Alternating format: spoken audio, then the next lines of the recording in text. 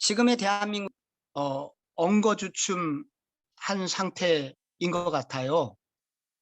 지금 혼돈이 있고 방향이 분명하지 않기 때문에 모든 것이 엉거주춤합니다. 이게 교회도 마찬가지로 교회들도 모든 것이 불확실하기 때문에 어떻게 사역을 할지, 어떤 행사를 해야 될지 막막한 그 고민의 시간을 보내고 있습니다. 이게 개인적으로도 많은 분들이 엉거주춤의 시간을 지금 보내고 있거든요. 청년들도요. 근데 저도 옛날에 정말 이 엉거주춤의 시간이 있었는데, 개인적으로 그 부목사 시절에 제가 이전에 사랑의 교회 부목사였는데 거기서 6년을 섬기고, 이게 6년이 보통 거기는 한 텀으로 일종의 계약 기간입니다. 그런데 저는 6년이 맞춰져도 믿을 만한 곳이 있었습니다. 제가 사랑의 교회 이전에 섬기던, 과거에 섬기던 한 중형교회에서 제가 후임 목사로 많이 거론이 되고 있었고, 속으로는 내정도 돼 있었기 때문에, 그래서 이제 마음 한켠으로 계획을 가지고 있었는데 갑자기 모든 계획이 틀어지게 되었다는 연락을 받게 되었습니다. 저는 그때부터 고통스러운 1년을 보내게 되었는데, 어, 그 있던 교회, 제가 있었던 사랑의 교회에서 사임을 이미 공공연하게 제가 얘기를 하고 있었기 때문에, 근데 사임을 하자니 오라는 데는 없고, 또 사임을 안 하자니 제가 해놨던 말도 있고, 그래서 제가 엉거주춤하는 애매모호한 그런 1년의 시간을 보내면서 많이 힘들었습니다. 이런 시간이 엉거주춤의 시간이고 일종의 정체의 시간이고, 어쩌면 영적인 침체기라고도 할 수 있죠. 근데 이제 믿음의 조상 아브라함의 얘기를 보면은, 아브라함의 고향이 이제 갈대아 우르가 아니겠습니까? 오늘날 저기 이란, 이라크와 쿠웨이트, 페르시아만 근방에 있는 그런 우르라는 지방인데, 그런데 이제 거기서 아브라함이 하나님의 음성을 듣습니다. 너는 본토 친척 아비집을 떠나라. 그래서 그 아브라함이 아버지 데라를 설득을 해가지고 이제 가나안 그 갈대아 우르를 떠나서 가나안 땅을 향하여 오던 중에, 가나안 땅으로 직접 오지 않고 중간에 머물던 곳이 있었죠. 거기 어딘지 다 아실 겁니다. 여기 오신 분들은 하란이죠. 그런데 이제 거기서 꽤 오랜 시간을 머뭅니다. 거기서 하란에서 31절을 보면은 하란에 이르러 거기 거리와였다 그랬는데, 이 원문의 단어 뜻은 나그네로 잠시 산 것이 아니라 터를 잡고 오래 삽니다. 영주권을 받아요. 그래서 이제 왜 아브라함이 가나안 땅으로 직접 오지 않고 하란에서 이렇게 오래 머물렀었는가? 그것은 한마디로 무서웠기 때문입니다. 이 소위 갈대아 문화권을 넘어서 가나안 땅이라는 새로운 문화권으로 오는 것은 매우 당시에는 어리석은 행동이었고 무서운 행동이었습니다. 갈대아의 문화권은 굉장히 고급스러운 문화였었고, 가나안 땅 문화는 당시에 문화적으로 보면 하급 문화였기 때문에 이 문화권을 벗어나기가 매우 어려웠습니다. 우리나라로 말하면 부산쯤 하란이라고 할 수 있고요. 미국은 뉴욕 동부에서 갈대아 우르라고 한다면 샌프란시스코나 요 정도에 와가지고 꽤 오랜 시간을 머무르게 되죠. 이 시기가 아브라함에게 있어서는 일종의 정지의 시간이고 영적으로도 침체기라고 할 수가 있습니다. 그런데 이 믿음의 조상 아브라함의 얘기를 하면서 왜 이렇게 하란의 얘기를 자세히 소개할까? 그것은 이게 믿음의 모든 조상의 후손들도 이런 정지의 시간이 있을 수 있으며, 이런 정체기의 시간에 우리는 어떻게 이 기간을 보내야 되는가? 하나님께서 오고 오는 성도들에게 말씀하고 계시는 여기 하나님의 메시지가 있기 때문입니다. 우선 요 창세기를 통해서 하나님이 이것을 말씀하실 때 한 가지 생각해 봐야 되는 것은, 나는 방향을 잃어버려도 여전히 주님은 일하고 계시다 하는 것을 알기를 원하신다는 것을 성경을 연구해 보면 깨닫게 됩니다. 여기 27절을 보시면요, 데라의 족보는 이러하니라 이렇게 시작을 하거든요. 그런데 그러면서 데라의 족보가 나옵니다. 아브라함, 나홀, 하란, 삼형제가 있고 조카 롯이 있었다. 이렇게 족보 얘기가 나오는데, 이 족보라는 이 단어가 히브리어로 톨레도트 이렇게 쓰는데, 이거는 족보, 계보, 내력 이런 단어인데요. 이 창세기에 이 단어가 11번이 나옵니다. 그런데 이 단어는 언제 나오냐면 어떤 중요한 사건이 끝날 때 요 단어가 나오고, 또 새로운 사건을 시작하고자 할 때 이렇게 연결하는 부분으로서 이 단어가 나옵니다. 그리고 어떤 중요한 사람의 이야기가 끝나고 또 새로운 중요한 사람의 얘기를 시작할 때 이 톨레도트라고 하는 족보가 이러하니라 나오게 됩니다. 그런데 여기 지금 아브라함의 족보는 이러하니라 하면서 아브라함의 족보 이전에, 데라의 족보 이전에 쭉 성경을 얼핏만 보셔도 이 족보가 10절부터 시작하거든요. 거기 누구의 족보가 나오나요? 셈의 족보는 이러하니라 이러면서 그 족보에 익숙하지 않은 이름, 셈이 아르박삿을 낳았고 아르박삿이 셀라를 낳았고 하는 등등으로 이렇게 쭉 족보가 나오고, 데라의 족보가 이러하며 그중에 또 아브라함이 태어났다 하는 족보가 이렇게 나옵니다.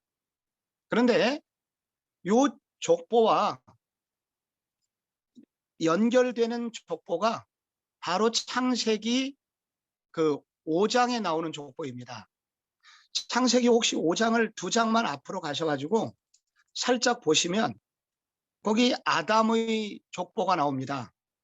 그래서 5장 1절에 이것은 아담의 계보를 적은 책이라 그러면서 아담 3절에 셋을 낳았고, 그 다음에 6절에 셋은 에노스를 낳았고, 그리고 나서 우리가 알고 있는 에녹이 나오고, 그리고 가장 오래 산 사람 무두셀라가 22절에 나오고, 그리고 마지막으로 누가 나오냐면은 32절에 노아가 나옵니다. 그러니까 이게 아담의 계보인데, 아담으로 시작해갖고 10번째 나오는 인물이 노아예요. 그래서 이게 창세기는 그냥 굉장히 정교하게 쓰여진 책인데, 이게 이 족보를 소개하면서 아담부터 시작해서 10번째 노아가 나오는데, 이 노아가 우리가 알고 있듯이 이 대홍수로 멸망받기 이전에 하나님이 인류를 구원하기 위해서 예비한 인물이 10번째 노아라는 인물입니다. 다시 이제 창세기 11장으로 한번 오시겠어요? 다시 11장으로 오시면은 여기 셈의 족보는 이러하니라 11장 10절부터 이렇게 숫자를 쭉 계수를 해보면은 10번째 인물이 나옵니다. 그 사람이 그냥 안 쉬어봐도 누굴 것 같습니까?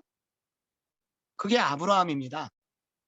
그래서 이 지금 창세기의 족보는 새로운 중요한 일을 마치고 새로운 일을 시작할 때 이 족보라는 단어가 톨레도트라고 하는 단어가 나오면서 이제 대홍수가 끝난 이후에 노아의 세 아들 셈, 함, 야벳에 의해서 인류가 번창을 합니다. 그렇지만은 그 인류가 번창하다가 바로 이 11장에 바벨탑 사건이 나옵니다. 바벨탑 사건은 바로 인간이 하나님 앞에 대놓고 하나님을 대적한 사건으로서, 그래서 하나님의 징계를 받고 언어가 혼잡하게 되어서 전 세계로 흩어지게 되죠. 그래서 이것은 다시 한번 노아 홍수 이전에 하나님을 반역하는 문화가 온 세상에 팽배해졌다는 것을 알려주고 있습니다. 아무도 하나님을 찾지 않는 시간이 온 거예요. 그런데 바로 그때 이 족보라는 단어가 나오면서 그 10번째 사람이 나오는데 그게 바로 아브라함이라고 하는 것입니다. 그래서 여기 창세기가 말해주고 있는 것은 대홍수가 오기 전에 모든 사람이 패역하고 하나님을 잊어버리고 있는 시대에 인류가 길을 잃어버리고 패역을 일삼던 때, 그때 하나님이 준비하신 인물이 노아라는 인물과 방주가 있었다면, 바벨탑 이후에 인류의 희망이 보이지 않을 때 하나님이 준비하신 인물이 있으니 그가 바로 아브라함이었다고 하는 것입니다. 그래서 아무리 죄가 가득하고 사단의 역사가 집요하게 인류를 무너뜨린다고 하여도, 그리고 하나님을 잊어버린다고 하여도, 하나님께서는 그런 세상에서도 여전히 포기하지 않으시는 하나님의 돌보심이 있으며, 하나님은 인류를 구원하시기 위해서 누군가를 준비하고 계시다는 것입니다. 그러니까 우리가 정지되어 있다고 해서 하나님도 정지되어 있다고 생각하면 오산이라는 거예요. 우리가 엉거주춤하고 있다고 해서 하나님도 그렇게 하실 거야, 그러지 않다는 것입니다. 하나님은 그러한 우리의 엉거주춤의 시간에도 누군가를 택하시고, 그리고 누군가를 준비시키시고, 누군가를 통해서 하나님께서 하실 일을 준비하고 계시다는 것입니다. 요거를 읽으면은 마치 사도행전 27장이 생각이 납니다. 바울이 탄 배가 큰 광풍을 만나서 보름 동안 휘청거리고 있고, 이 배가 지중해 망망대해 어디로 갈지 모른 채 방황의 시간을 보내는데, 놀랍게 보름 후에 한 섬에 도착하는데, 그게 어디냐면 멜리데 섬이죠. 그곳은 어디입니까? 그것은 바로 바울이 지금 꼭 가야만 하는 곳, 하나님께서 바울에게 가라고 말씀하신 로마의 바로 턱 밑에 있는, 우리나라로 말하면 제주도 밑에 마라도, 이태리 지도를 보면은 부추가 공을 차고 있는 그 모양이 나오죠. 바로 그 시실리 섬 밑에 있는 큰 그 섬, 우리나라로 마라도 같은 그런 섬입니다. 우리가 엉거주춤하고 갈 길을 잃어버리고 있는 시간에 하나님은 여전히 일을 하고 계시며, 하나님은 정확하게 당신의 일을 하고 계시고, 그리고 누군가를 준비하고 계신다 하는 것을 오늘 성경은 말씀하면서, 우리가 이렇게 코로나19 시대에 모든 것이 엉거주춤하고 아무것도 안 보인다고 해서 우리도 세상 사람처럼 동일하게 그렇게 어둠 속에 있을 것이 아니라, 낙심만 하고 있지 말고 우리가 하나님의 일하심을 바라보고 기대하는 마음을 가져야 된다. 소망하는 마음을 가져야 된다. 그래서 우리가 이와 같은 하나님의 도전 앞에서 좀 우리가 어렵지만 엉거주춤하지 말고 낙심만 하지 말고 고개를 들어서 주님의 일하심을 바라볼 수 있는 그런 시간이 되어야 된다 하는 생각이 듭니다. 코로나19 시기에 하나님은 어디에 계신가, 저도 많이 고민했고, 우리 교수님들 얼마나 고민을 하고 계십니까? 그런데 우리가 코로나19 보내면서 초기에 놀랍게 신천지를 하나님이 드러내신 일이 있었고, 그리고 놀랍게 이단성이 있는 교회들을 내가 말할 수는 없지만은 하나님이 놀라운 방법으로 그런 교회들을 드러내시는 일들이 있었습니다. 그리고 이제 기독교가 이성과 합리성을 잃어버리게 될 때 사회에서 버림을 받는다는 것을 또 우리는 그 8.15 사태와 주도한 교회를 통해서 깊이 깨닫게 되었습니다. 그리고 이런 기회에 모이는 교회도 중요하지만 흩어지는 교인들의 영성이 중요하다는 것을 알았고, 그래서 그동안 교회당 크기 자랑하고 교인 숫자 자랑하던 우리가 정말 교회의 본질로 돌아올 수 있는 그런 하나님이 우리에게 말씀하시고 깨닫게 하시는 많은 것들을, 그리고 정말로 가정이 중요하다는 것, 이런 것도 깨닫게 되면서 교회의 본질이 무엇인지를 하나님이 우리에게 많이 깨닫게 주셨습니다. 하나님이 일하시고 계시다는 거죠. 저는 하나님이 무엇을 원하실까 그렇게 고민하던 중에 저희 교회가 작년에 이제 재난지원금을 정부에서 받은 거를 교우들에게 독려를 해갖고 헌금을 받았고, 이거를 이웃 소상공인들 21개 지역 식당들하고 제휴를 맺어가지고 그렇게 이제 교인들 거기 가서 쿠폰을 나눠주고 그렇게 사랑을 나누는 일을 했더니 그 제3차 대유행이 왔을 때 그 식당 주인이 그런 얘기를 해줬습니다. 믿지 않는 분이신데, 아니 목사님 교회가 얼마나 억울하십니까? 내가 보니까 교회는 잘못한 게 없는데 소수의 한두 교회 때문에 그런 고난을 당하시는 것 같은데 너무 가슴이 아프다고. 그렇게 이제 위로와 격려를 해 주셨습니다. 제가 성북구 교회연합회 400개 교회가 있는데 작년에 회장을 맡았어요. 근데 이제 이 구청에서 초기에 서울시를 통해서 여러 작은 교회들이 많은 압력을 받았었고, 그리고 폐쇄 조치의 위기에 있었을 때 저희들이 연합을 해가지고 월세를 22교회를 도와주고, 또 방송 설비가 약해서 예배를 드릴 수 없는 그런 교회에 카메라를 달아주고 또 유튜브 채널 할 수 있도록, 그래서 저희들이 10개 이상의 교회들을 직접 찾아가서 그렇게 문제를 해결해 주었더니 구청의 문학과장이 제게 이렇게 말씀해 주셨습니다. 정말 우리가 해야 될 일을 교회 연합회에서 알아서 해주시니까 너무 감사합니다.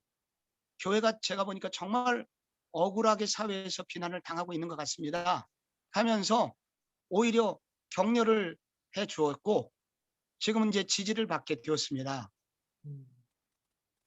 우리가 지금 코로나19 때문에 많은 것이 위축되어 있고 엉거주춤한 상태이지만은 우리가 하나님께서 여전히 일하심을 우리가 바라보고 믿고, 그리고 우리 가운데 말씀하시는 것에 우리가 해야 될 일을 한 걸음씩 순종할 때 하나님께서 여전히 일하고 계신다는 것을 체험하고 있습니다. 코로나 블루를 넘어서 코로나 블랙이 왔고 코로나 블랙의 농도가 점점 짙어지고 있지만은 여전히 일하시는 하나님을 모두 바라볼 수 있기를 바랍니다. 아멘. 이런 데 보통 아멘도 나오고 막 그래야 되는데 일부러 음소거 해제하지 않으시고 계속 듣고 계시기 때문에 아멘 한 줄로 믿습니다. 아멘. 아멘. 아멘. 아멘. 네. 아멘.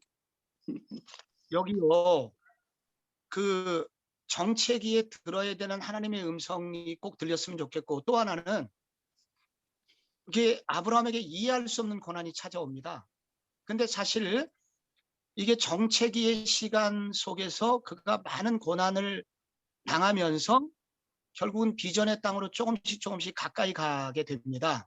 그래서 아브라함이 만난 이해할 수 없는 고난은 비전의 땅으로 부르시는 초대장이라는 것을 아브라함이 우리에게 알려줍니다. 그 27절과 28절을 보면요, 28절에 보면은 데라의 아들, 셋째 아들 하란이 데라보다 먼저 고향 갈대아 우르에서 죽게 됩니다. 그런데 그 생각을 해보시면은 데라가 갈대아 우르에서 자리를 잘 잡고 있었던 중산층이었는데 장남이 하나님의 음성을 들었다고 해서 금방 그렇게 집을 떠나는 것은 아닙니다. 근데 무슨 일이 데라에게 있었냐면 그의 아들이 특별한 이유 없이 죽어요. 갈대아 우르에서 세 번째 아들이 죽습니다. 그리고 30절에 내려와 보시면은 사례는 임신하지 못함으로 자식이 없었더라. 그리고 큰아들 장남 아브라함은 결혼한 지 꽤 됐는데도 불구하고 며느리가 자식을 낳지 못합니다. 고대 사회에서 자식이 없다는 것은 저주받은 인생이죠.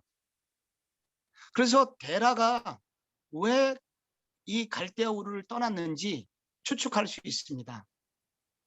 아브라함의 가정에 이렇게 고난이 찾아온 것입니다. 아픔이 찾아온 거예요. 아들 셋이 있는데 한 명이 죽었습니다. 어마어마한 아픔이 그 가정에 찾아왔고, 그래서 그때 하나님의 음성이 들렸다는 얘기를 듣게 되고 데라가 일가족을 이끌고 떠나는데, 용기가 없어서 하란까지 왔다가 벗어나지 못했을 때 32절에 그때 데라가 죽죠. 또 그때 아브라함이 자리를 박차고 일어나서 원래 가려고 했던 가나안 땅을 향하여 발걸음을 내딛게 됩니다. 이걸 읽어보면은 아브라함이 자발적으로 움직인 게 아니고 그가 몇 차례 인생에서 불행을 만납니다. 아브라함은 그때마다 그 불행 앞에서 인생을 바라보게 되고 내가 정말로 가야 할 곳이 어디인가. 그래서 그는 갈대아 우르에서 하란으로, 하란을 떠나 가나안으로 한 걸음씩 한 걸음씩 하나님 나라와 하나님이 부르시는 비전에 가까이 오게 되는 것을 보게 됩니다. 사람 누구나 아브라함도 마찬가지로 기회만 되면 조금 더 편안한 자리에 있으려고 그렇게 했지만은 그때마다 어려운 일이 생겼고, 근데 그 고난은 그를 다시 정신 차리게 했고 결국 가나안 땅으로 가게 됨으로써 결국 아브라함이 만난 고난은 하나님 나라를 향하여 가도록 하는 에너지원이 됐고요. 하나님 나라를 바라보게 하는 나침판과 같은 역할을 하게 됐습니다. 우리가 이어령 교수님 생각하면 정말 예수 믿기 힘든 분이었죠. 그런데 딸 이민아 변호사 그의 아들, 손자죠. 손자가 ADHD 걸려가지고 하와이에서 딸이 너무너무 고생을 하고 있고, 그래서 그 딸 위로하러 갔다가 딸이 그렇게 기도하면서 손자의 문제가 기도 중에 해결돼 가는 것을 보면서 그 고난당하는 딸 때문에 예수님에 대해서 관심을 갖게 되었고, 그러다가 욥기를 읽게 되면서 그분의 고백은 밤하늘에 무수한 별들이 있는 것처럼 어두운 자신의 인생에서 소망의 별들을 보게 되었다고. 그래서 이제 한국에서 돌아오셔갖고 이제 세례를 받으시게 됐죠. 그리고 그 이후에 또 따님이 먼저 천국 가시는 사건을 통해서 그 영적 순례라는 책에 보면은 모든 관점이 이제 영적인 관점으로 또 바뀌시게 되죠. 정말 그런 것 같아요. 이렇게 고난이라는 것이 이해할 수 없는 고난이 찾아왔지만은 그 고난이 이어른 교수님도 하나님의 나라를 향하여 한 걸음씩 한 걸음씩 전진하게 하는 방향을 알려주는 난치판이 됐고 결국 초대장이 되었습니다. 코로나19가 우리를 전체적으로 힘들게 하지만 이런 와중에 개인적인 고난을 받으시는 분도 많이 계실 겁니다. 이해할 수 없는 아픔과 고난이 우리 가운데 찾아올 때 우리는 이것이 하나님이 나를 포기하지 않으셨다는 증거로 삼아도 좋고, 이 고난을 통해서 하나님께서 나를 조금 더 하나님 나라로 가까이 부르시는, 이게 하나님이 나한테 보내는 사인이구나, 초대장이구나, 이렇게 믿고 바라보아야 한다는 것입니다. 저는 작년에 코로나19를 만났을 때 너무 슬펐던 게 우리 교회 가장 헌신적이었던 권사님, 꽤 젊은 70대 초반이에요. 그러면 요즘은 90세가 보통이기 때문에 70대 초반은 청년입니다. 근데 그 권사님 두 분이 돌아가신 거예요. 근데 장례식을 치러야 되는데 장례식을 못 치러갖고 고대병원 장례식장에서 저하고 그 가족들 4명하고만 선체로 예배를 드렸습니다. 그때 가장 심한 또 기간이어서 너무 고통스럽고 가슴이 아파가지고 새벽에 기도를 하고 있는데 주님이 그런 질문을 제게 주셨습니다. 나도 이렇게 죽을 텐데 나는 무엇 하다가 죽을 것인가.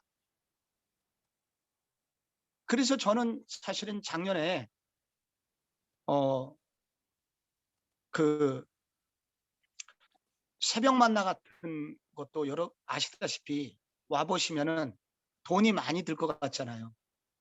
그리고 계속 이렇게 섬기는 것도 쉬운 일이 아닙니다. 그래서 한켠으로는 이번에 요 코로나 정부에서 문을 닫으라고 그러니까 요번 기회를 삼아 가지고 이제 좀 정리를 해야 되나? 그렇게 편한 생각이 막 들었었습니다. 근데 이렇게 기도하다가 그러면 안 되겠다. 나는 주님 앞에 가서 뭐라고 말할 것인가? 그래서 이거를 이제 방법을 바꾸어서 그러면은 도시락으로 만들어서 배달을 하자. 이렇게 도시락으로 만들면 돈이 2배로 들고요. 노동력이 3배가 듭니다. 음. 그렇지만은 그런 일을 할 수 있도록 한 것은 그런 권사님들의 돌아가심과 그리고 영적으로 저를 각성하시는 하나님의 음성에 대한 부르심으로 이제 그 일을 기점으로 해서 여러 가지 일들을 하게 된 거거든요. 코로나 시대에 개인적으로 이해할 수 없는 고난을 만나시는 여러 또 분들이 계실 겁니다. 바로 이와 같은 우리에게 찾아온 개인적인 고난도 이것은 우리를 하나님 나라로 더 가까이 부르심인 줄 알고 요때 이 고난을 잘 해석하고 고난 속에서 하나님이 말씀하신 것을 들을 수 있는 시간이 됐으면 좋겠습니다. 아멘. 이제 마지막으로 간단하게 이 코로나 이 지금 정지의 시간에 하나님께서 우리에게 무엇을 원하시나 하나님과 깊은 교제 속에서 오늘 하루의 과제를 충실히 하기를 원하신다는 것을 알려주고 계십니다.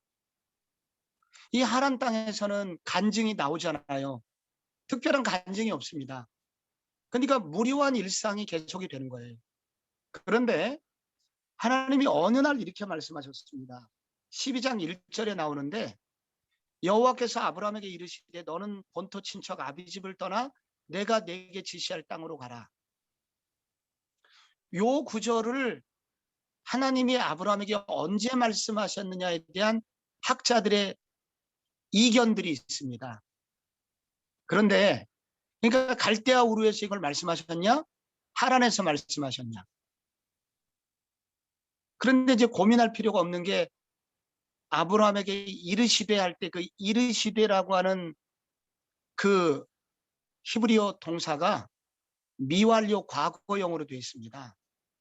미완료라는 것은 예전에 말씀하셨는데 지금도 끝나지 않은 그런 과거 동사입니다. 그래서 이 말은 갈대아 우르에서도 말씀하셨고 하란에서도 말씀하시고 그리고 지금도 말씀하셨다라고 이 구절을 해석해야 된다는 겁니다. 그러니까 이 하란 땅에서 아브라함의 영적 상태를 알 수가 있는데 이 정지의 시간에 아브라함은 계속해서 하나님의 품을 떠나지 아니하고 꾸준히 주님과 교제를 하게 됐다는 것입니다. 하나님, 내가 어떤 삶을 살아야 됩니까? 주님의 음성을 들려주십시오. 그래서 그 시간에 정지의 시간이었지만은 영적으로는 정지하지 않았고 주님과 깊은 교제의 기회로 삼았고 그리고 날마다 그가 그 자리에서 주님과 교제했기 때문에 그 자리에서 할 수 있는 것들을 하라는 주님의 사인대로 순종하는 하루하루를 살던 어느 날 이제 그는 이제 가나안 땅으로 출발하게 되어 오늘의 아브라함, 우리가 알고 있는 아브라함이 된 것입니다.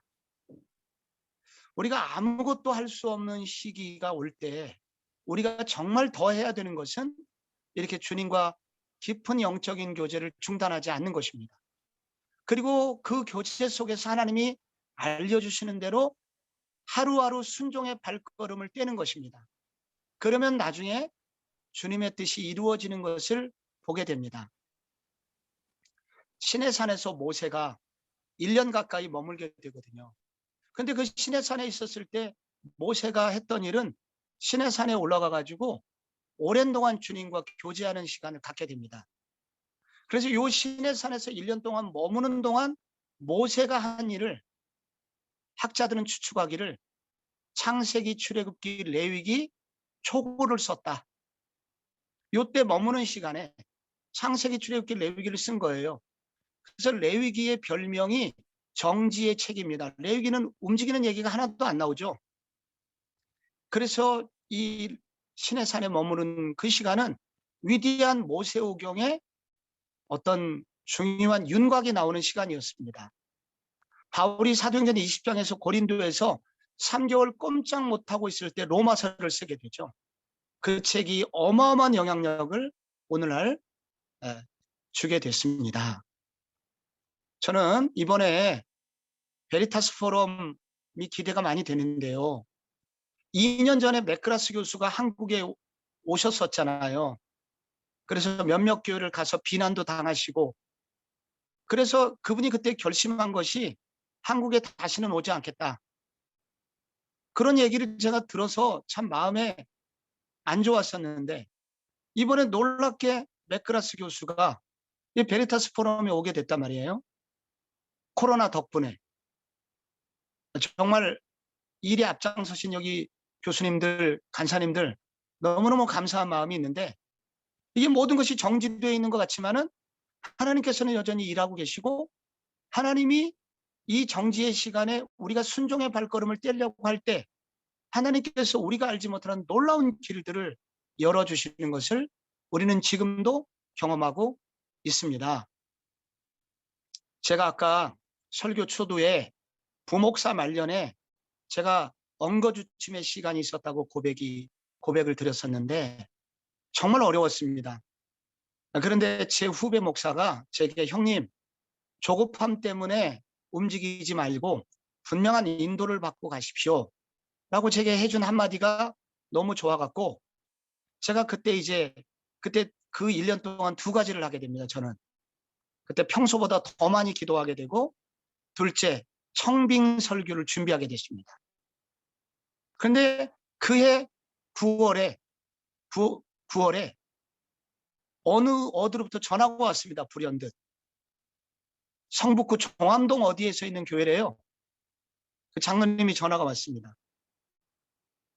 그리고 기도하다가 종암동에서 불이 임하는 것을 제가 체험을 했고, 그래서 저는 인도를 받아갖고 고대 앞 성북종암교회 목사가 됐고, 이래서 오늘 교수님들과 간사님들, 학생들을 만날 수 있는 특권을 제가 누리고 오늘도 이렇게 귀한 말씀을 전할 수 있는 기회를 얻게 되었습니다. 오늘 정기의 시간을 우리가 만나고 있는데, 정말 이런 시간 속에서도 우리 거대한 이 암흑 속에서도 그러나 하나님의 놀라운 손길이 일하고 계신 것을 믿음의 눈으로 바라보는 시간이 됐으면 좋겠고요. 그리고 이런 시간에 주님의 은혜 안에 머물면서 주님의 음성을 듣는 훈련에 더 깊이 그렇게 몰두하고, 그리고 이 속에서도 특별히 고난 중에 있는 분이 계시다면은 이 고난은 우리를 버리시는 카드가 아니라 우리를 조금씩 더 하나님 나라의 일꾼으로 쓰시기 위해서, 그리고 하나님 나라에 가까이 하게 하시는 하나님의 은혜임을 기억하며 주님과 더 깊이 몰두하시는 은혜의 시간이 되시기를 바라겠습니다. 아멘. 기도하겠습니다. 하나님 아버지, 감사드립니다. 정지의 시간 속에서 캠퍼스도 머물러 있는데 이 머무른 이 시간, 우리가 코로나 블루에 편승해서 우리가 신앙도 우울해지지 않도록 주여 우리를 영적으로 각성시켜 주시옵시고, 우리가 이때 하나님의 일하심을 보게 하시고, 그리고 고난이 있지만은 하나님이 주시는, 하나님이 나와 함께 하시는 사인으로 알고 용기 있게 일어나 오늘 주님의 음성 더 가까이 듣고자 하며 주님의 음성에 순종하는 하루하루 되게 하여 주옵소서. 주 예수님의 이름으로 기도드립니다. 아멘. 네.